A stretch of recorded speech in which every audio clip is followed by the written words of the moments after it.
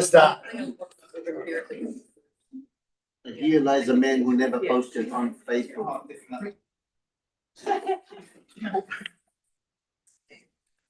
Kia ora, welcome everybody to our first strategy and policy meeting of our triennium. I'd like to welcome the members of the public who have decided to join us today. Thank you for coming. So we'll just declare the meeting as open, and I have to give the opening statement about watching our P's and Q's. So I remind councillors that this meeting is being live streamed and recorded, and that the recording will be made available on the Bay of Plenty Regional Council website following the meeting. I also remind all present that the local government decision making affords no protection to councillors, council officers and the public for comments made during the meeting that are subsequently challenged in a court of law and determined to be slanderous. That's our watch your P's and Q's statement. Can I just ask Councillor Te Pou to give us an opening karakia, please? Tēnā koe, Madam Chair, tēnā tātou. I aku rauranga tira tēnā koutou, tēnā koutou. Nau mai haru mai whakatau mai ki Wanganui tō tātou nei kaunihere I tēnei ata, piki mai kake mai haru mai tēnā tātou katoa. Kia hihiri tātou.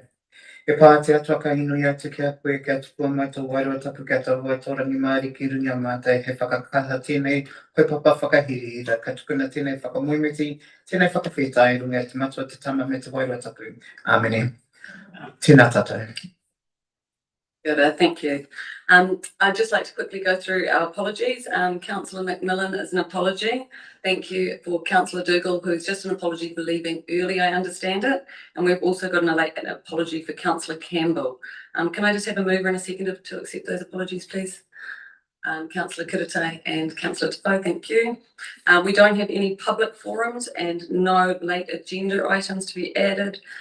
So anything to add in terms of further declarations of conflicts of interest that we may need to note for this meeting? Nope. Nobody has shares in a waste management company? No. No, great. Okay, moving on. So minutes to be confirmed. At the moment, we've got none to confirm because this is our first meeting. So we can move quickly on to our presentations. So we have a presentation from Buddy Makari, if you'd like to come forward. And this is going to be an investigation and survey of biodiversity in the Waikato estuary. Thank you.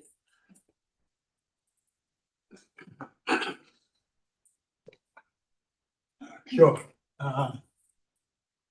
Ngā mihi o te rākia koutou, angatira mā, ku mei kaunga.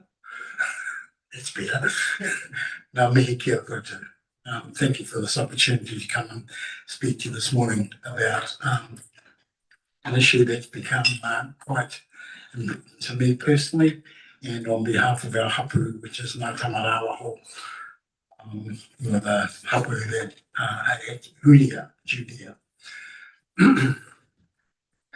So the issue is around, it is based around a research commission that we commissioned a couple of years back with the assistance of the, does this thing work?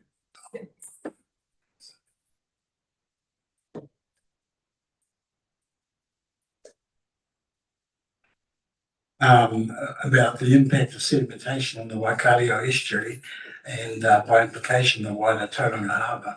And what I'm here to talk to council about today is, what can we do about it? Because the evidence is indisputable.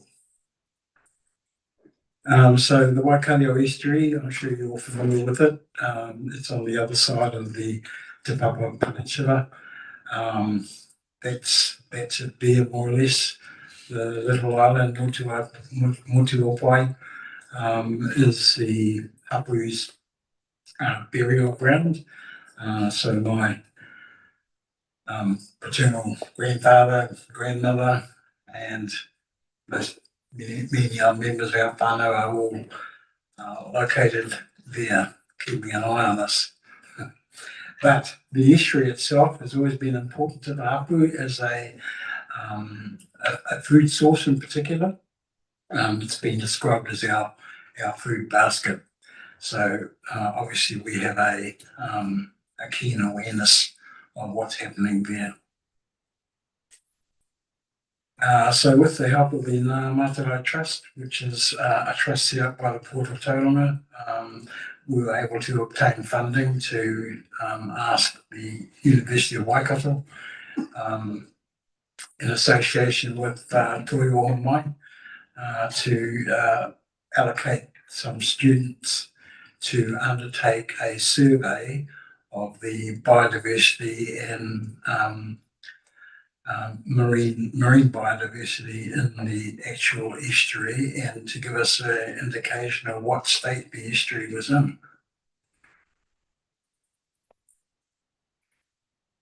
So most of the study was commissioned there, which you can see is to the west of Motuopai Island, using students from Toi Ohomai. Started in 2021.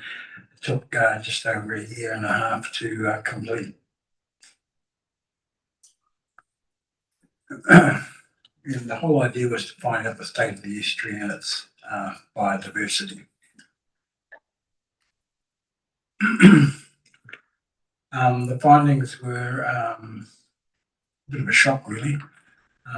Obviously, the Māori of the estuary is severely affected. The estuary itself is heavily impacted by pollution, urban and industrial runoff in particular, and lots of discarded waste, plastics, glass, car tyres, batteries, you name it, it's in there. So as a result of that, water quality is poor, and the marine environment itself is badly degraded. I'm basing that observation also on my experience as a kid. I can remember going to the estuary when the water was clear. You could still see all the shells on the bottom. The exciting times of my life was actually going out there to catch flounders more than what we happen today, I can assure you. So what are those impacts when you have a close look at them? So stormwater outlets is one. They bring in concentrations of industrial pollutants, heavy metals and other contaminants harmful to marine invertebrates. That's been happening for many years. As you know, there's the Judea industrial area located at the close to the mouth of the Kopurirua stream, which flows into the estuary as well. Not to mention all the other industries located around the estuary itself. What the studies found was that there's a strong correlation between the absence of invertebrates and their proximity to stormwater outlets. So obviously they're being impacted by those outlets. So heavy metal toxicity was apparent from stormwater and runoff. It can actually accumulate in sediments, and these metals are more toxic at lower salinities, that is the amount of saltiness in the water, because in the estuary, of course, that happens, and that further impacts invertebrates populations near those outlets. Because of the Kopurirua discharging into the estuary, we have excess sediment and nutrient beads levels. As most of you know, Tauranga is expanding, and a lot of that expansion is taking place in the Tauriko area. New housing developments are planned for reaching up towards Price Park and along that whole bridge line, slotted for further development as the city expands. So we can see that this sediment level is going to be an issue coming. We have been working with TBE, which is the company that's doing most of the development in the Tauriko industrial area. And they've been very good in terms of complying with sedimentation requirements as set down in their resource consents. We've also managed to establish some links with some of the local farmers who are up higher in the catchment, and talking to them about what they could possibly do to reduce their nutrient levels discharging into the waterways, and in time into the stream and then down into the estuary and the harbour. The issue with sedimentation, of course, is that it impacts light penetration, so that impacts marine growth in the estuary, algal growth in particular, which is what all those little critters feed on. And the other thing that was found was the presence of microplastics, which are ingested by you and me, is not good for us. And that comes about through eating any seafood that has those high levels of microplastics.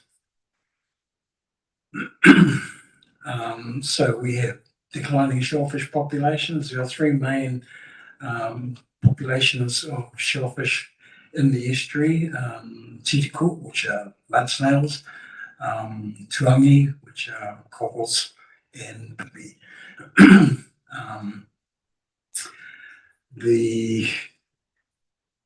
as a food source, I think we can say that's gone, that's been lost. And those remnants of those populations are small, very small, showing this as a very clear link between what's happening to the environment and the presence and size of those shellfish populations. The environment, accordingly, we believe is unsustainable if that continues, with its impact on food resources, and importantly, it also affects the behaviour of shorebirds in terms of where they roost and gather, and their use of the estuary environment. Of course, there are potential health risks to humans. We haven't quite caught up to Wellington yet, but it's something we have to be aware of. The Hapu itself is still upset about the location of the Chapel Street treatment plant at the entrance to the estuary. Not much we can do about that except keep an eye on its operation and how that discharges. The other thing we've found is that impacted freshwater streams can negatively impact shellfish populations. So cockles in particular are sensitive to high mud concentrations, and that's what's coming down in these freshwater streams, sediment and mud. As an example of that microplastics I was talking about earlier, so the study found, well, one study found 68 pieces of microplastics, 142.3 grams of tissue from 50 pipi, which is 1/3 of the recreational daily limit in the Bay of Plenty. So if an individual were to consume that, they could potentially ingest 204 pieces of microplastics. So this is my dog Ziggy. We try and do our 10,000 steps every morning, not this morning because I was running late. But we live on the side of the Kopureru Valley, so we have a good idea of the state of the stream in all kinds of weather conditions, etc. And it's clearly evident to us that that stream is carrying a massive sediment load, and it's discharging that into the estuary and into the harbour, and the study has shown that to be the fact. And so we end up with some of the side streams, for example, being blocked with sediment. So here's a side stream of the Kopureru, useless really for all intents and purposes because of that mud load it's been carrying.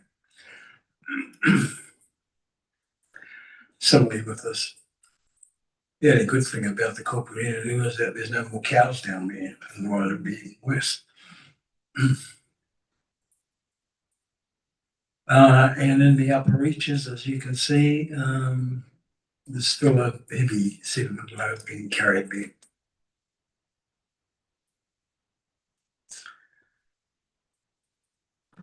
So what does this mean in the wider sense? So I've been fortunate to obtain a video clip from the Port of Tauranga and the work that they've been doing.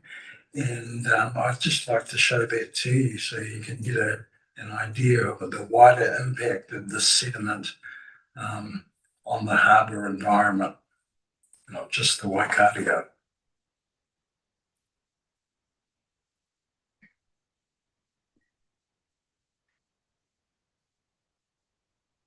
So we're looking at these areas here, which are all numbered. You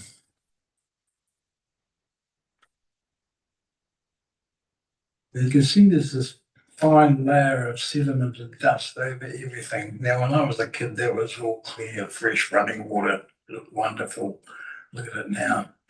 There's Site 2, which is out on the Paritaha Pipi Bank. Same sort of thing. Mud's killed the population.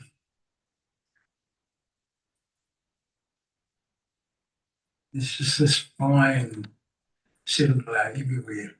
Another one from the Paritaha Bank.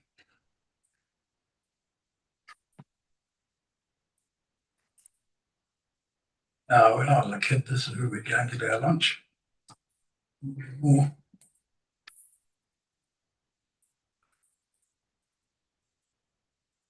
Same thing on the bank, but looking further out towards the harbour entrance.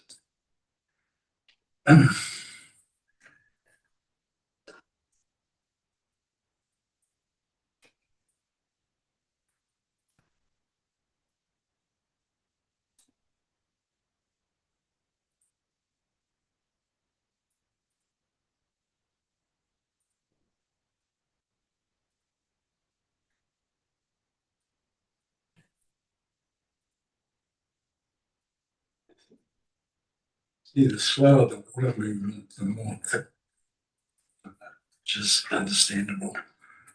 So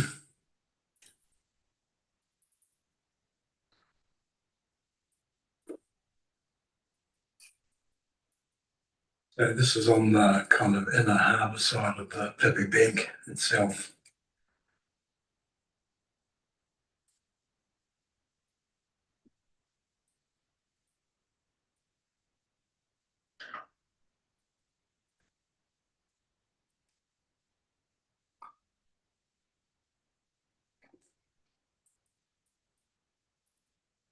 I think there was an orange traffic cone. No more, no other orange.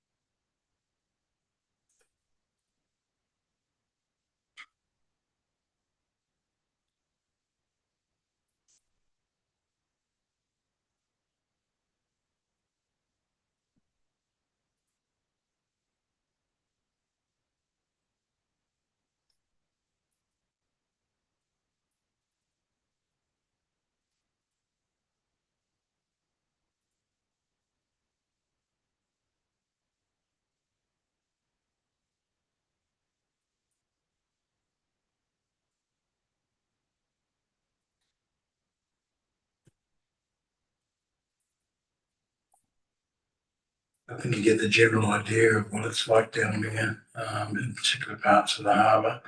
I'm just waiting for the it to pop up, which is probably the only good news thing in this whole clip. It's coming.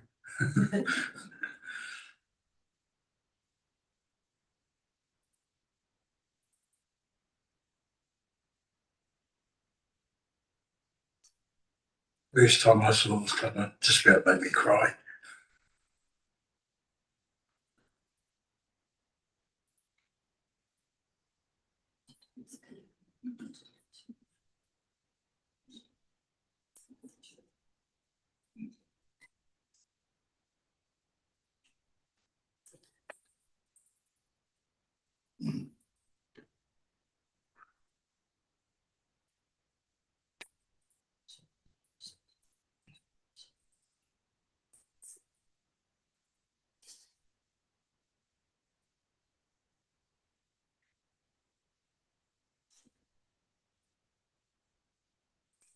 these guys.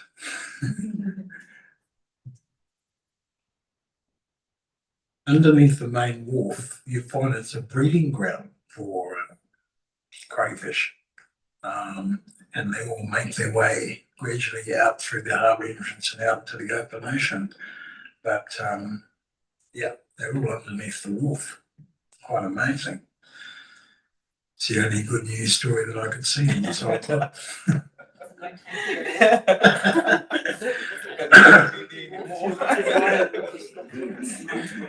Mind you, I spent two years working on the Chatham Islands, so I'm sick of crayfish. You sounds like that. Who's the first 17? No.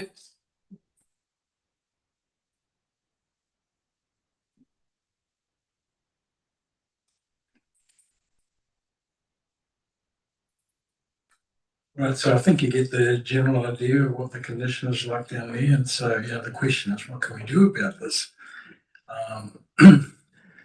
Yeah, things may have changed, but I did have a conversation with some council staff and found that in terms of compliance, there were only, I think, 3 staff on the job.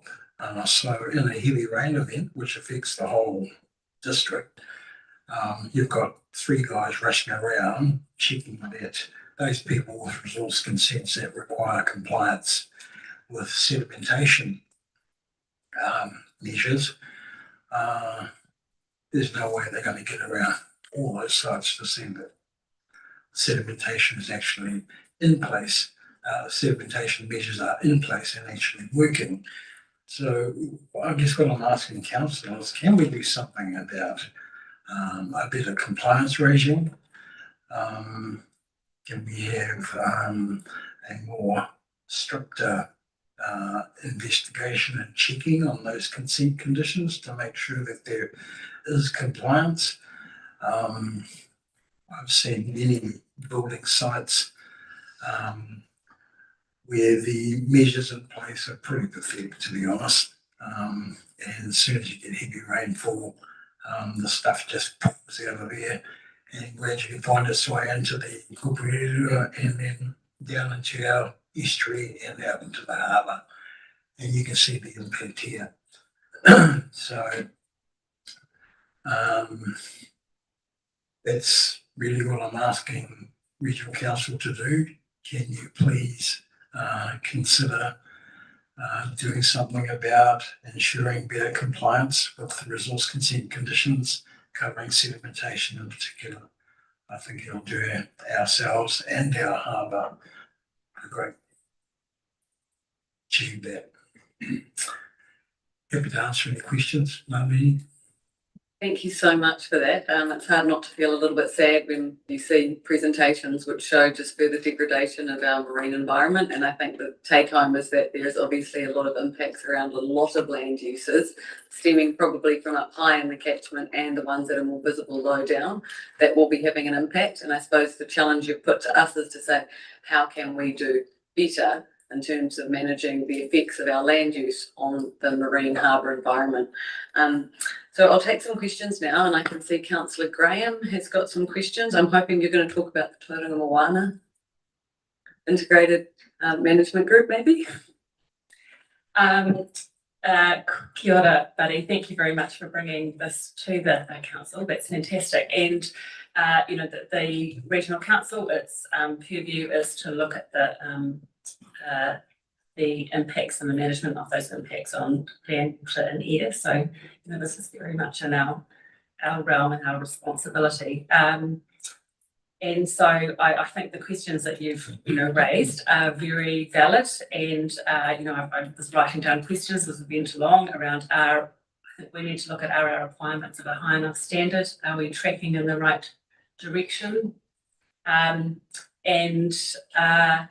And you've also raised that issue about compliance, and do we have enough compliance there? So I think the timing is excellent because we are just starting our year and looking at planning for our committees going forward. And I think we could look at picking this up within. I'm just going to remind myself about the new title for the was that?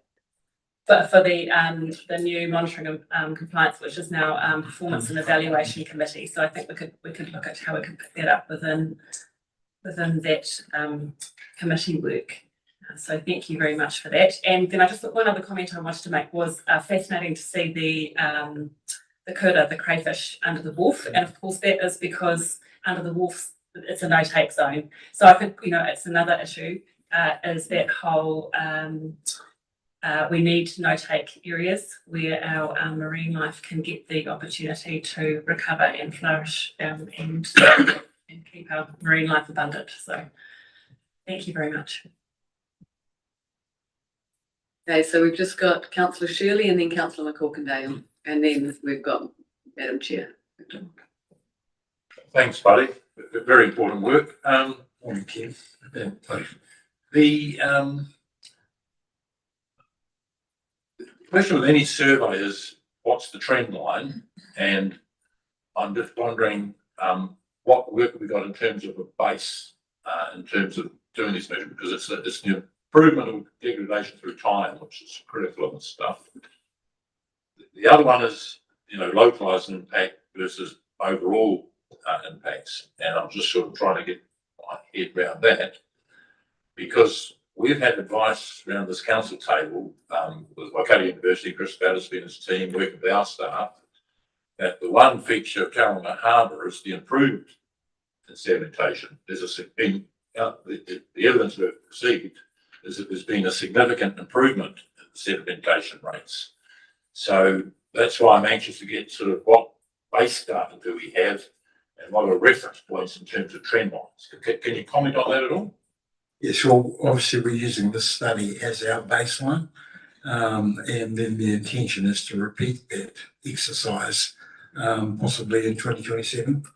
And are you working with Waikato University and their work? And Yes, yeah. and the Ngā Mātaurau Trust at the point, yes.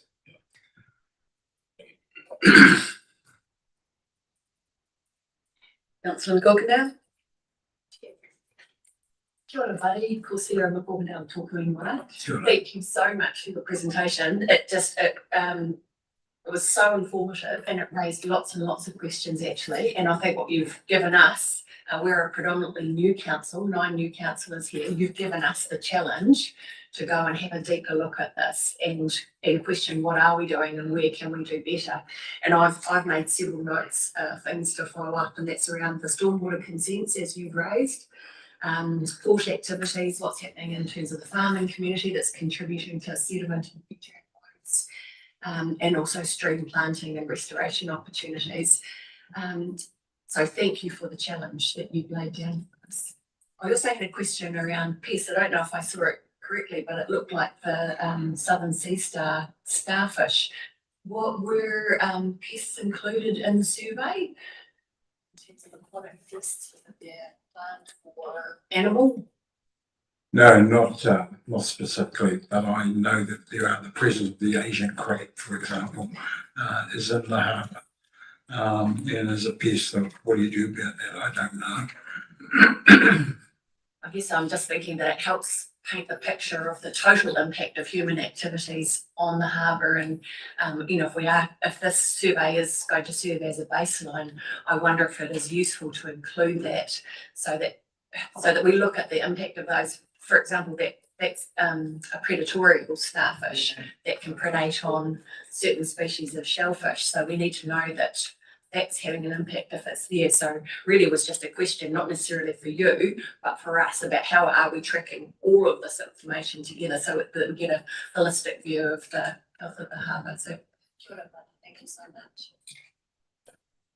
Thank you, Councillor, and great point you made, because I was taking notes as well, looking at the stream margins that you were showing and the lack of vegetation. So whatever's happening is going straight into that waterway from a diffuse source, not just the stormwater from a point source perspective. So now we've got a question from Councillor McDonald. Tēnā koe, te whanaunga, te romeri kia koe. Buddy, One of the things I wanted to ask in the research that you're doing, and one of the things that I guess is dearest to my heart is what is happening with Paritaha.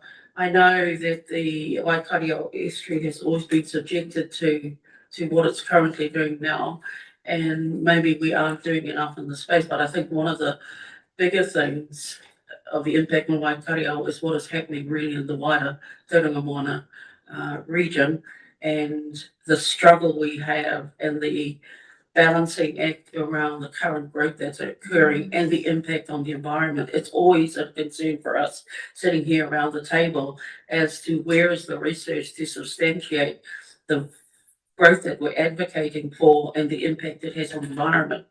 I still haven't seen that yet. And I don't think we go far enough to investigate what that is. However, growth continues and we continue around this table to struggle with what needs to be put in place to counteract the impact on the environment. Koe anō, I'll let you answer the question around Paritaha, and I'll just share with the committee here that Paritaha is probably one of the last places that are accessible for tangata whenua around pipi gathering. And many of our marae now rely on Paritaha. With the impacts of dredging on the harbour, you now require a what do you call it? A boat, and I don't mean a boat like a dinghy, or people walking there. You can't do that now. That's got to be via a proper yeah. So access now is quite limited to those of whānau who do not own a boat. So, but I might just let you answer that question about if your research has covered how Paritaha would be impact moving forward with what's currently happening. Well, the main intent of the exercise was to look at the impact of sedimentation. I think it's pretty clear from that video that sedimentation is widespread across the harbour. So it seems to me that it's something you can almost isolate and do something positive about. Paritaha is under quite a lot of pressure for various reasons. I don't think I'll be out there for a feed for a couple of years. It has had to be dead low tide to get down there and get something. I still see boats packed up out over there. They're obviously not fishing, so they must be getting something to eat. So it's still a viable population, but we need to look after it. The other concern of that it being a major source of pipi in Tauranga Moana is the issue you raised about the ingestion of microplastics, and then that becomes an issue for the people that are still eating the pipi. So that's a concern for us as well. The other thing I wanted to focus on too is your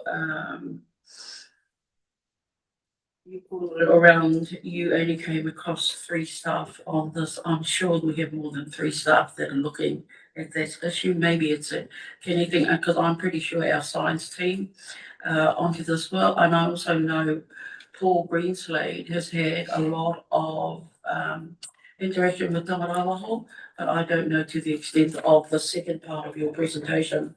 But I guess for us it's connecting and bringing all that information back to us of what's been covered by us in that space, for us then to make a further decision on what you're bringing us here today.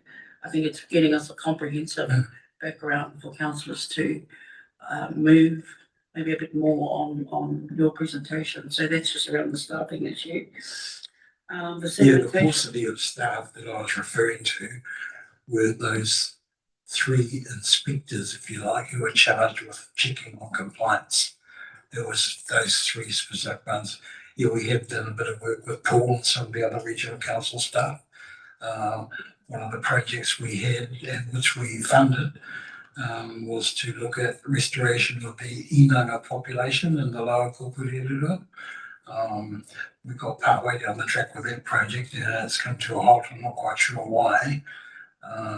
I think it was something to do with no drones available to go and dive bomb all the campus grass or something like that. But no, quite keen to carry on with their work with regional council staff. In regards to your request for a better compliance regime and stricter consent conditions, you'd be well aware of the changes coming from local government and around simplifying local government.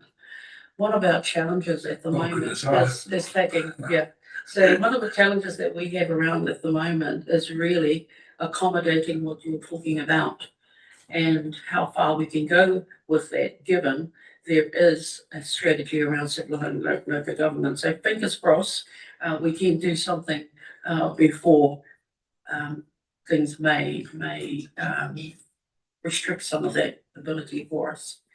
I'll keep my fingers crossed for you too, Councillor. We'll certainly try.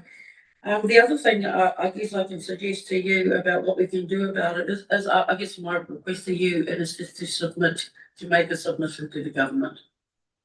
And I'll end on that, Yami. Is that before or after the election? Before. By Friday. Kia ora. I'm conscious of time because we're already 10 minutes over, which shows how incredibly fascinated our councillors are with this with this corridor. But we've just got a further question from Councillor Crosby and then Kumar, and then I think we'll need to draw a line under this just where you've got other people waiting. Maureen, thank you for that presentation. Good, Stuart. I pick up the challenge of doing better with the tools we have at the moment. My question is around the tools we have at the moment. Those that have been here for a while will be frustrated with the fact that we've been discussing for at least 8 years a more integrated package from what we call the Inner Hills to the harbour.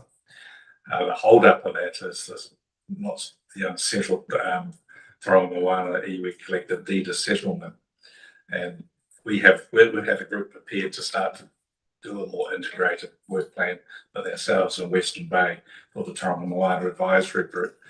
And I've stuck my head above the parapet there a couple of times. So can we start to do this more holistic sub-regional piece of work, because that's what impacts on the harbour, without that final deed being settled because of the hierarchy issue? Is your opinion that we could still proceed, and I know it's down here, but could we still proceed to at least map out that work, which integrates everything ourselves, Western Bay and TCC, land use, the whole shooting box? Because at the moment it's all in component parts, it's not properly linked, and that's why you see what's happening, in my view. Can we proceed with a more integrated package of work without completion of that final deed of settlement, with obviously the input of iwi and the 3 councils?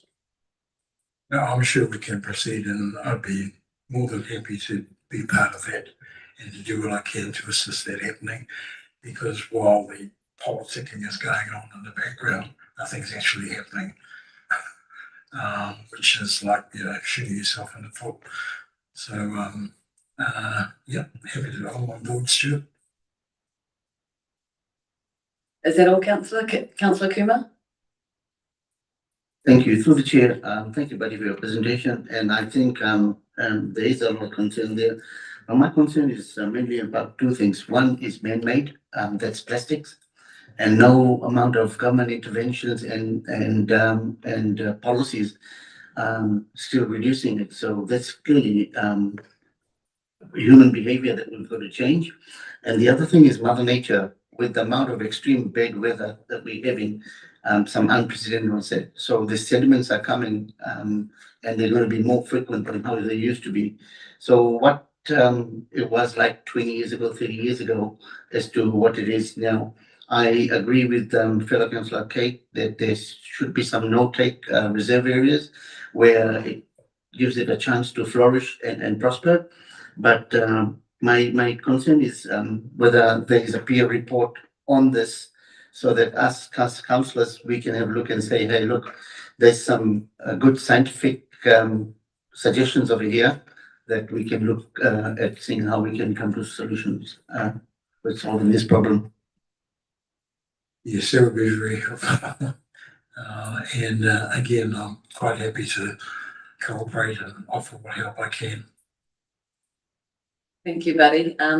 So what we've done is we've taken away some actions, and I think that there's a piece of work.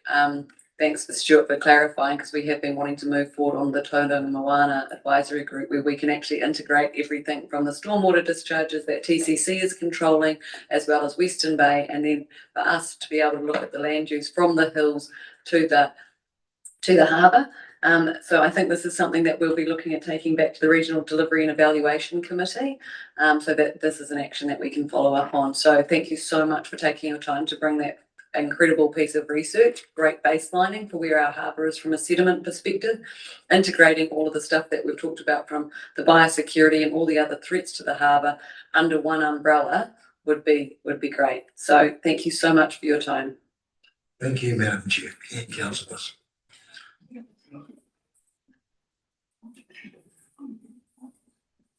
So next up on our agenda, we have got Dave, CEO of Priority One. He is going to give us a presentation on Priority One plans for 2026 and beyond. Thank you.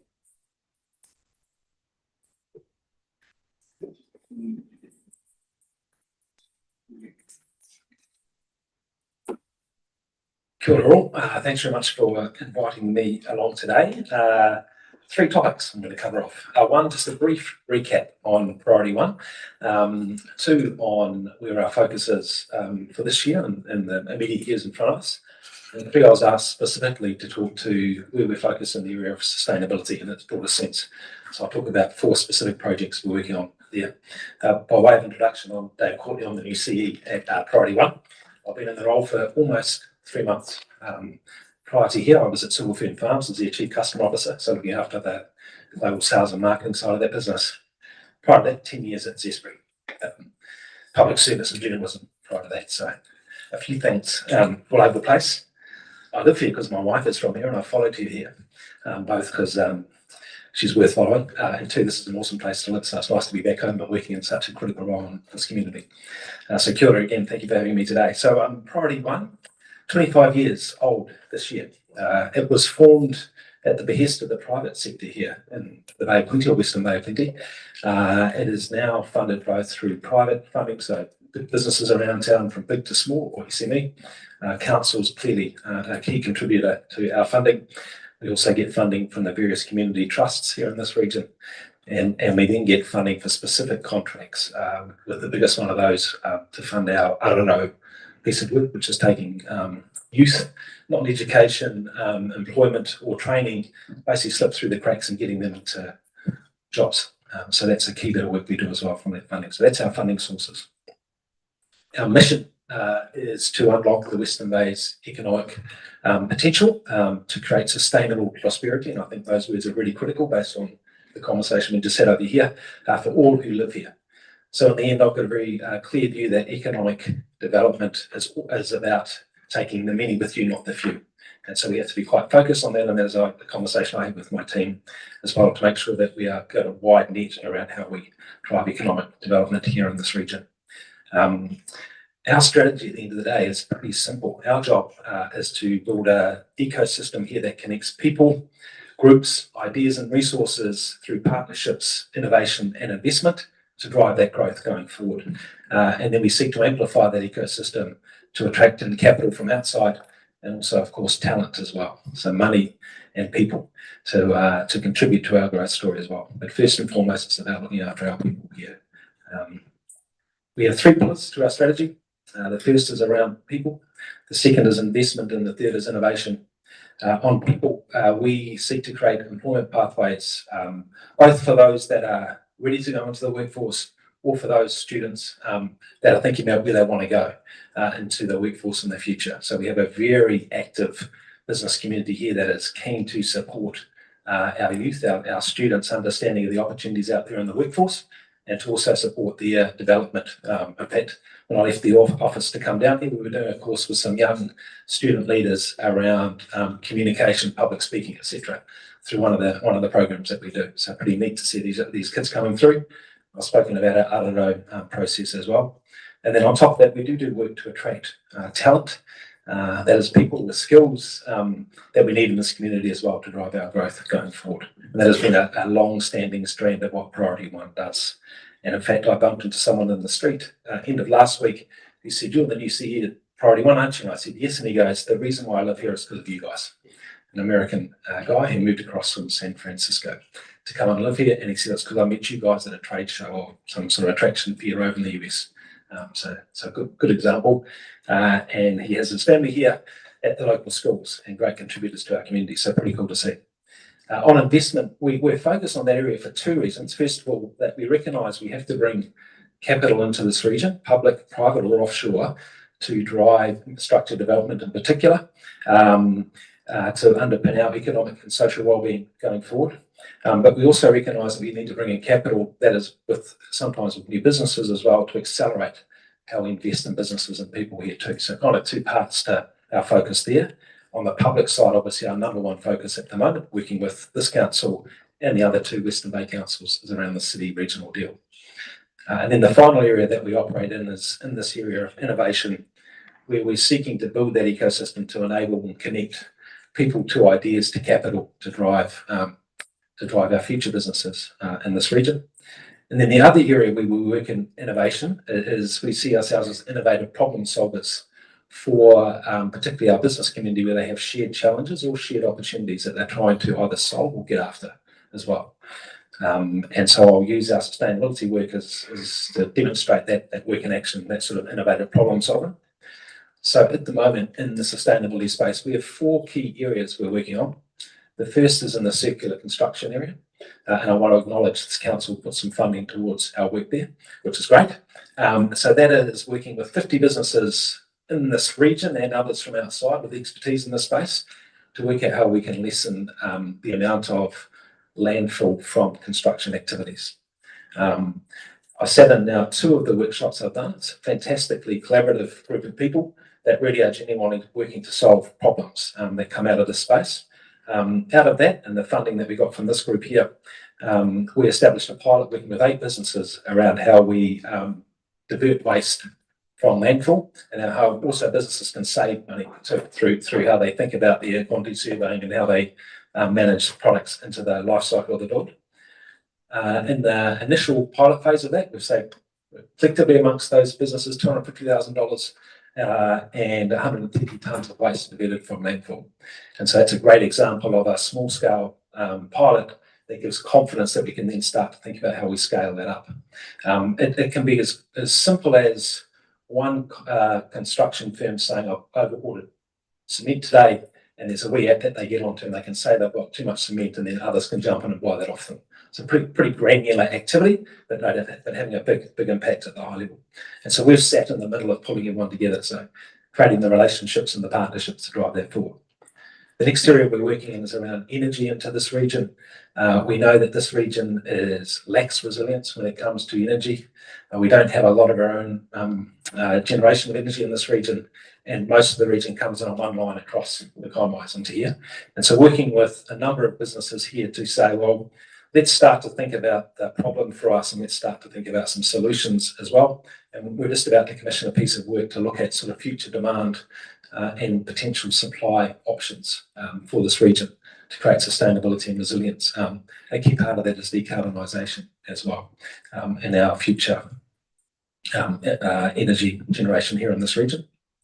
The third area we've done a lot of work in, and again working alongside the regional councillors in the Mount Industrial Accord, that is working with, I think it's around 40 or 50 businesses over there in the Mount Industrial area to work with them in response to a lot of pressure from the community. And to be fair, these things always should have been done the day before you started, but now we're onto it, and that's working with those businesses there to cross an action plan to reduce the air pollution in that region. In that area of the town, and so far I think there's 200 actions that have been completed across them, and again a great forum for businesses to share ideas around what they're doing in their own backyard to reduce air pollution. Simple ideas around how they're working out their yards and reducing dust pollution, all the way to obviously outflow into the air as well. And then the final area we've just started to work with now is in the area of partnering for nature. So this idea of biodiversity and working with the Bay Conservation Trust and the Kaimai Mamako Trust around how we can activate businesses here that might be interested in this area, how you pay for natural biodiversity for the purposes of, because it's the right thing to do for their business, or as we start to think about trade barriers coming up around the world and new trade deals, and the concept of biodiversity and how companies may be supporting that in their own region from a trade perspective around how we might be able to get businesses involved in supporting some of their work as well. It's very much a nascent area. I was slightly involved in it in Silverfern Farm, so I have a little bit of understanding, but it is very much a new area, and just trying to again build those conduits and partnerships back from business to those groups as well. So it's got 4 key areas in the space of sustainability we're working on, and as I've already mentioned, we have worked closely with this council on a couple of those in particular. So that's my intro. Happy to answer any questions. Thank you so much, Dave. That was much broader, to be honest, than I was anticipating. And I think you did an incredibly good job considering you've had your feet under the desk for 3 months. Very slick, very good. Does anyone have any questions? Yes. Yeah, thanks, Dave. You talked there at the end about the amount of air quality issues and the 200 actions that Priority 1 has been able to help businesses work with. Do you have any idea about what portion of the contribution that has made to the improvement that's been showing in air quality there? I don't have that answer in front of me, but I know there has been quite a bit of work done. And in fact, I think at the last workshop, which I didn't make it to, there was a presentation on how the makeup of that air pollution, how that's made up, a combination of salt, water, dust, etc., etc.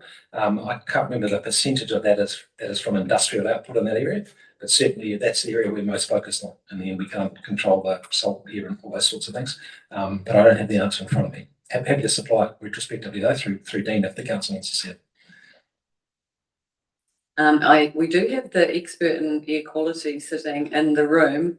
Any comments to make, Karen? I would say. Just in response to Councillor Scrimminger's question, if you've got it off the top of your head, just putting you on the hot seat since you're sitting there. I don't have it off the top of my head. I would say it would be extremely difficult to quantify the difference at that kind of a level and to say this is what all these actions have achieved. It's hard enough to quantify it when you kind of know how much is coming from each source. So it's pretty much a matter of looking at the ambient concentrations and seeing them steadily go down over time. And then you can say that everything has contributed because there's a heap of stuff going on out there at the moment, including our consents process. Okay, see, there we go. That just saved you an action day. Too hard to quantify. Save yourself an action to follow up on. But it sounds like it's all contributing to improved air quality, which is the great thing. So I've got another question, Councillor McCorkindale. Hi, Dave. Thank you so much for that presentation.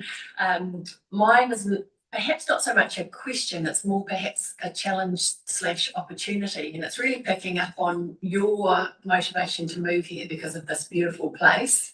And also the person that you met on the street, they were attracted here because of Priority 1. But I would also suggest that if this was a really terrible environment, they probably wouldn't have come here just for Priority 1. So it's about anchoring this thinking back into the environment. And I don't know if you caught Buddy's presentation before you arrived. We are dealing with a beautiful natural environment that is under threat. And so the challenge and opportunity to link those two thoughts is around your 3 pillars.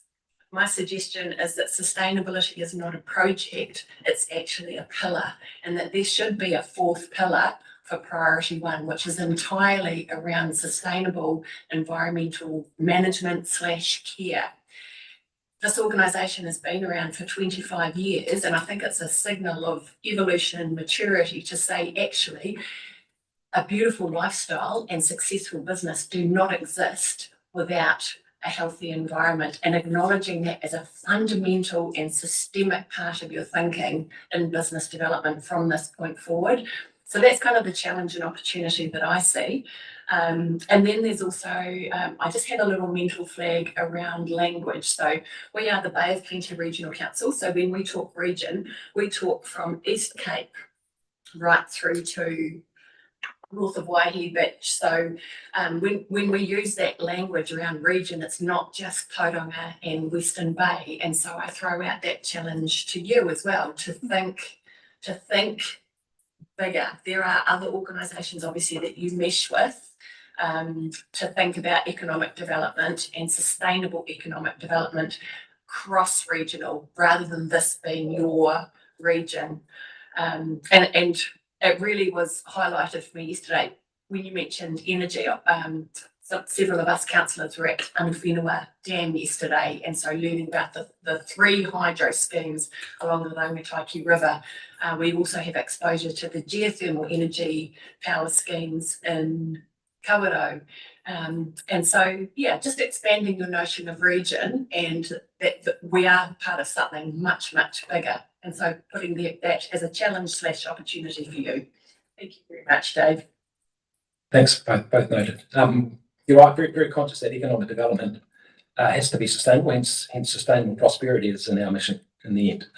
Because you're right, people are attracted here both for the opportunity from a work perspective, but from a life perspective. Interestingly, we had a session with Sam Bai from Science. I don't know if anyone here knows that business, the drone business based over in the Mount, last week. He is attracting some incredibly talented engineers in a very competitive global market for their skill sets. And he said that the key selling point outside, you got to get the hygiene, right, wages and those sorts of things. But the key selling point is in the end the opportunity to live here in the Bay of Plenty. So they're bringing people out of Germany and other countries around the world, and they're coming in on the back of that. So we're very, very conscious, and in fact, to be fair, our members are very conscious too of the need to have that in our mission statement as well. So yeah. Thank you. I've just got a question from Councillor Dougal, then Councillor Maltby. Thank you, Chair, through you. Yeah, thank you, Dave, for the update on Pro One. I've worked with Pro One for the last 20 years, and I think it's been a great organisation for the Tauranga and Western Bay regions. And I also just like to highlight the uniqueness of that as a regional economic development agency, having been started by the business community and now and then supported by councils. And I think Priority One does a great job at challenging councils and keeping their feet to the fire. So I would encourage you to keep that mantra if you could, and keep challenging the councils. Councillor Mukukadale has asked a similar question or challenge to myself, and that's around the regional approach. So I noticed the energy strategy that Priority One has been involved in obviously has to take a wider approach than the Tauranga City Council and Western Bay regions, given our huge natural resources out east and energy opportunities. So notice that one. So my question to you was really around, similar to Councillor Corndale, is how do you see the opportunities with both businesses in the eastern regions and businesses in the Rorua, Taupo regions, and also their approach to economic development? And how do you see both the business community in those regions and the current economic development agencies out of RED and ourselves working together and having a more regional approach to economic development? We have to work together. It's the New Zealand disease sometimes to have all these little fiefdoms and compete with each other, and it's one of my pet hates. And so to really get momentum, then we should work together. We've got a really good working relationship with the Rotorua EDA. I know in the east it's gone into limbo a little bit out there. And Fiona McTavish has challenged me to get out there and chat to that region around if there's an appetite to breathe some life back into what they had there. I'm more than open to go and sit out and listen to folk around if we can add value and support. In the end, the economy doesn't stop at a couple of motorways around Tauranga and the Western Bay. It flows right the way across, and we get our strength, I think, from making sure we can seamlessly cooperate together. Because a lot of the economic action that flows through here to that point comes from a much broader area, obviously. Wider Bay of Plenty, but of course wider New Zealand too. Thank you. One question remaining from Councillor Maltby. Thank you, Madam Chair. I've got a couple of questions. Circular construction. I'm an engineer. I look at building sites and there is just a phenomenal amount of waste. And I was very interested in your app. Is that actually active or? It's still in pilot phase, but we're looking to scale up. Now we've proved the concept. Yeah, because the trouble is, you've got all these little bits and pieces of this and that, and it's very labour intensive to try and put this to there, but an app would make that a lot easier, and maybe some other innovative ideas along that one.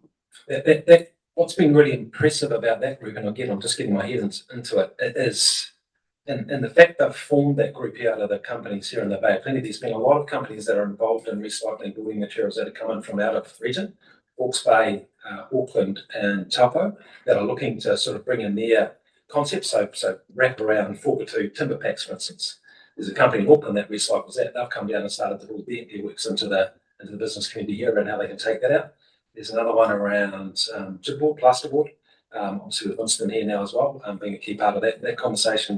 And there's one other specific one, I can't remember what it is off the top of my head, but the companies that are involved in this see an economic opportunity and they're down here because they see this group's been formed, they can talk to everyone in one place at once. Yeah, it's labour intensive, you need land, facilities, it's costly, but it's good to see that being done. The second question was, one of the main things we're going to discuss today is waste management. Now, as an engineer, and you mentioned energy, overseas there are some very, very environmentally friendly, apart from the CO2, ways to burn waste to generate electricity. Is anyone looking at anything like that for the Bay of Plenty? Because at the moment we're importing coal, comes to the Tauranga, trundle it over to the Waikato. I've driven down up the motorway to Auckland and the whole area is just covered in smog. You can hardly see in front of you. And then we're shipping all our waste to be buried in landfill over there, which I mean, there are various arguments against burning waste, but there are very modern technologies that you can use that will burn it without pollution, and we're generating electricity. We're saving that coal going there, waste going there. It seems to be a very inefficient kind of idea that we shuffle all these trucks over the hill every day carrying waste to Lloyd and Downs. Any ideas on that? I don't know. And do you know what I learned from the question around the envelope one? Is don't fudge it because an expert might be sitting in the room. You just come to the table to answer. So I don't know. I mean, I do know from my time in the meat industry, there's quite a bit of work in this space being done, including down near Taupo, I can't remember where it was. But I don't know personally if there's other ones. Nothing's come across my desk yet, but I've been here long enough to see what other companies and what might be happening in this space. Maybe that's something we can defer to the agenda item on waste and maybe direct it to that one, Tim. Sound good? Can we just have, I just did have a quick question from Councillor Graham and then a quick one to follow up, just a note, because I said that we were going to have a really quick agenda, but these are too fascinating, clearly. So, Councillor Graham. And that's fine. Mine was just about how it fits into the waste minimisation strategy that we're going to do later. So, thank you. Mine's just a really quick note that we met with the engineers from Pioneer Energy, so from That's what I was South thinking of. Island. Yes, Yes, so that's exactly biogas and also what was the fuel burning system that they have down in Dunedin? Yeah, it's in the city there, right? Yeah, in the city, they've got two. Yeah. And so James Flexman is a really useful contact Yeah. at Pioneer. So that's just a quick note. Thank you. That's exactly what I was thinking of. Yeah. One last quick question, Councillor. Actually, another question. You can go through the biogas facility, it's at Rekuroa, and that's the it's one. amazing. And everybody should go through that because it's a bit mind blowing, really. Very cool. I saved my quick question for the end, and you might not be able to answer it because you've just got your feet under the desk. But looking at all of our other EDAs that we have around the rest of the region, like the Rotary Economic Development Agency, even as far as South Waikato, how much do you think the fact that you are not a council-controlled organisation and you sit outside of council, how much of a difference do you think your structure contributes to your success? It was, before I left Silverfern Farms, I spent a lot of time down in Dunedin. And there was a staff member there that used to work at the EDA in Otago, and he sought me out to have a chat. And what he said to me is, your funding mechanism for that EDA is really unique, and it gives you a lot more power and credibility because of the unique area. And just following up on Councillor Dougal's point, yep, we can hold council's feet to the fire, but equally we need to show some EQ and help explain the council's limitations and sometimes constraints, and we get a good view of that. We can talk back to business as well to sort of say, hey, come on, give them a fair go here because X, Y, and Z. And so a really good example is right now we know that the councils are under a lot of pressure. The weather event, clearly all of the significant change that you're now having to consult, and BAU, they're part of our conversation back the other way. You know, we sit in the middle here and we should show EQ both ways, is my view. Awesome, thank you. And just on a note, we have got a streamlining of the local government, which is possibly going to affect how economic development agencies interact with councils. So I do implore, as somebody who works across both agencies at district and regional council, to make sure you familiarise yourself with what the council is suggesting and make sure you take part in the process via submissions or continued engagement with us. Thank you so much for your presentation. Thanks very much. Thank you.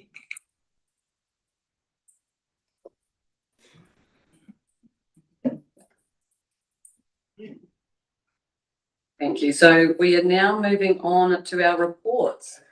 So we have got Dean Howie, thank you, who is the Program Manager for Regional Economic Development. And I think, are you going to be joined by Lucy? Oh, Lucy can't make it. Yes, apologies from Lucy, Madam Chair. She is assisting with the recovery from CS today. So, Okay, no worries at all. just me, unfortunately. Thank you very much for the warm welcome. Good morning, councillors. Presenting the cross-regional waste strategy for your adoption today. This has been a very long gestation period for this, as you might have noted from the introduction to the report, came from some area forward direction 4 years ago. Just a couple of other thanks to staff in addition to Lucy. So Rhys Irving, who's our Senior Regulatory Project Officer, he was involved in the framing up of this project early on. And Ruben Gardner, who's a Senior Advisor in Te Awarangi, who's provided some nice guidance on iwi engagement and had reviewed some of the iwi and hapu resource management plans to inform this work. In an ideal world, we would have presented a draft to you for consideration, but that was mainly happening around the time of local body elections last year and your induction. And you obviously had some more pressing matters, I think, to consider during that sort of intense period. This strategy was developed with the input of the waste specialists from the local councils from across both regions. Some technical experts involved at every stage there.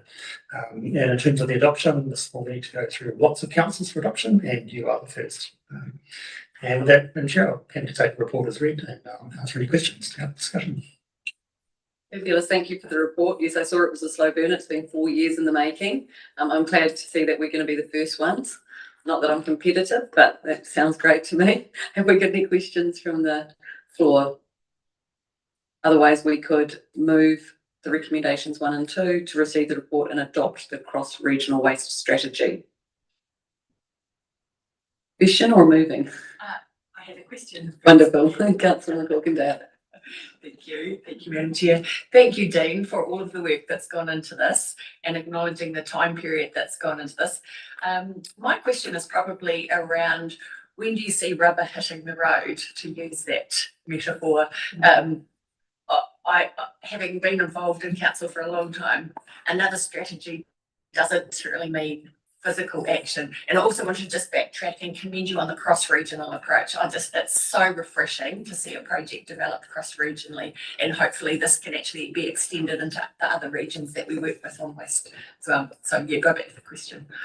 Great question, thank you. So this is phase 1 of the 2-stage project. So there's an infrastructure plan that will be developed as part of this. One of the other things we're doing is there's a draft work program with some specific actions that we're working through at the moment. That does need the approval of the people who will be doing that, like lots of the local councils, because that's where the rubber is the road, as you say. So we just need to make sure we're aligned with the work they're currently doing. And that's where the action will happen at that local council level. With the sort of actions that we've put in place, we wanted to have that timing aligned to the council decision making, so planning. So obviously any actions that can go into LTPs that are going to be developed later this year and then up to next year to make sure we've got some funding, I guess, specifically for anything that's infrastructure related that we need to factor into those. So hence the timing for that. But yeah, draft work program underway. Thank you very much. Any other questions? Councillor Maltby and then Councillor Crosby. Waste incineration, is that being considered? It's not sort of something that came up through. I think that's one of the challenges around this is we want to move to a position where we're reducing the amount of waste to landfill, but reuse, repurpose, and more circular economy, and that is counter to the waste to energy sort of prospect. One of the challenges with waste to energy is that you need at some point a minimum feedstock to go through, so you need to keep producing a minimum amount of that feedstock. So reducing that waste any further than that sort of minimum level will then impact the viability of the waste to energy plant, but it's not really something that came through given the focus on the circular economy aspect of this. Thank you. Councillor Crosby. That's just speaking to it, has it been moved and seconded? I understand. No, nobody's actually moved or seconded. I said if there were no questions, we could move and second it, so I don't I'm think. happy to move it. Yeah, okay, Then I'll speak to it. okay. It's been, motion's moved by Councillor Crosby.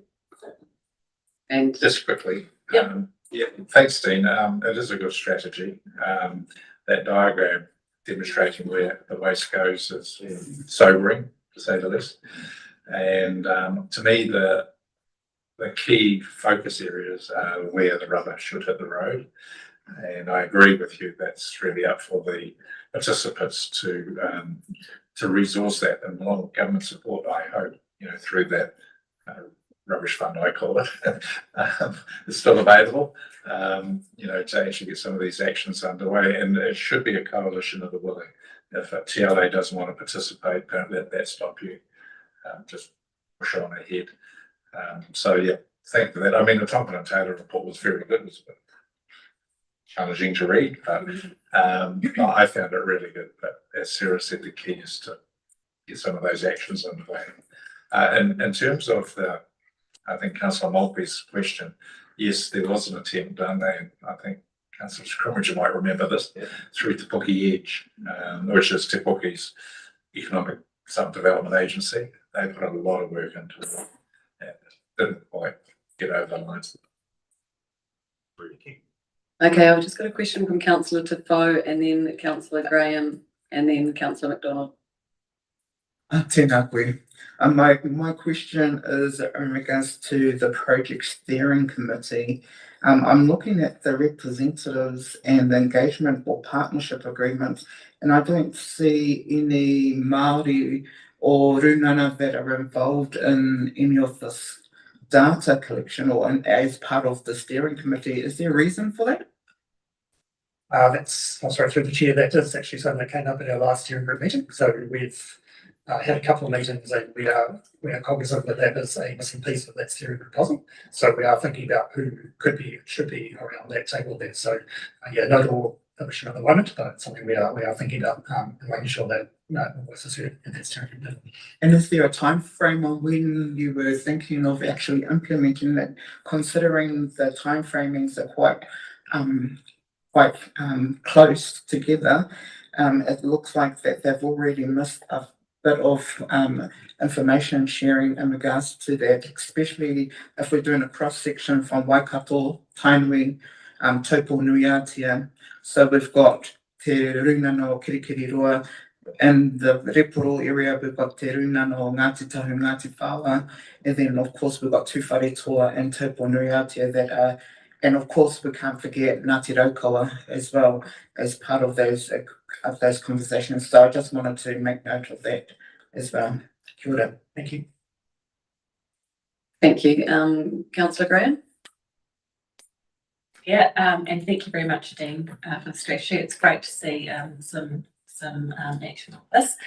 So just picking up on the points that Sarah and Stuart have made about rubber hitting the road, and the previous presentation we've had from Priority 1, thinking about they are coming up with some concrete actions and they are quite locally based, and wondering if the strategy within it has the ability for the council to really stimulate and get that region-wide kind of application, encourage that, help assist when there opportunities do arise.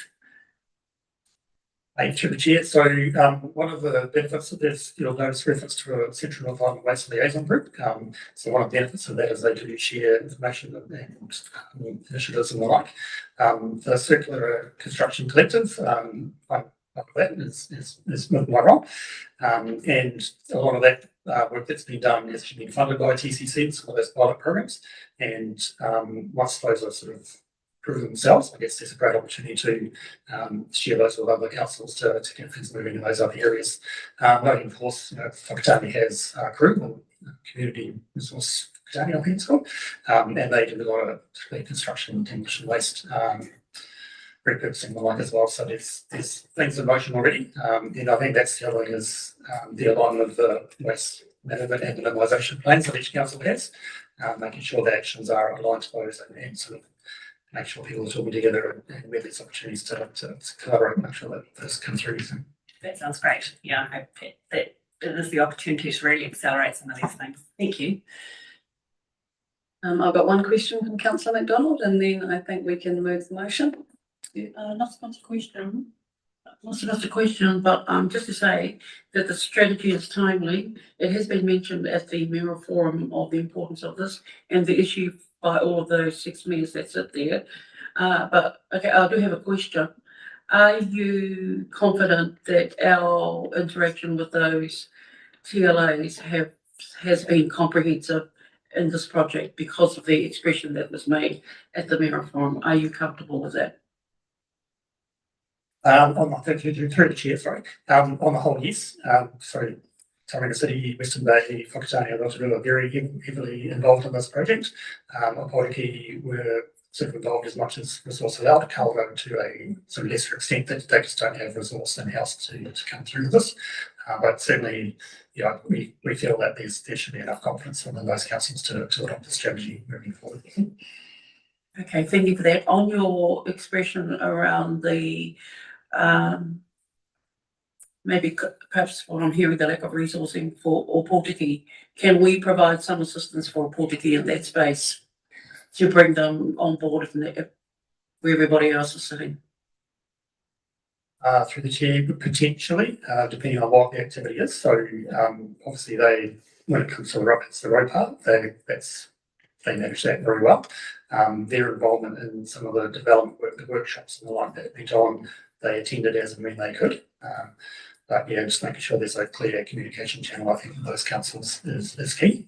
But they were involved in the workshops moving forward. So if they have a resource requirement moving forward, I think it'll be great to uncover that and understand whether we can do anything in that space. Thank you. Thank you, Dean. Unless there's any other questions, I think we can probably take the fact that the motion is on the table and has been moved by Stuart. Councillor Crosby, we just need a seconder. Councillor Maltby. All in favour, say. Yeah. Against? No one's against it. No, carried. Okay, so that actually ends our meeting, and I think we can stop our live stream now.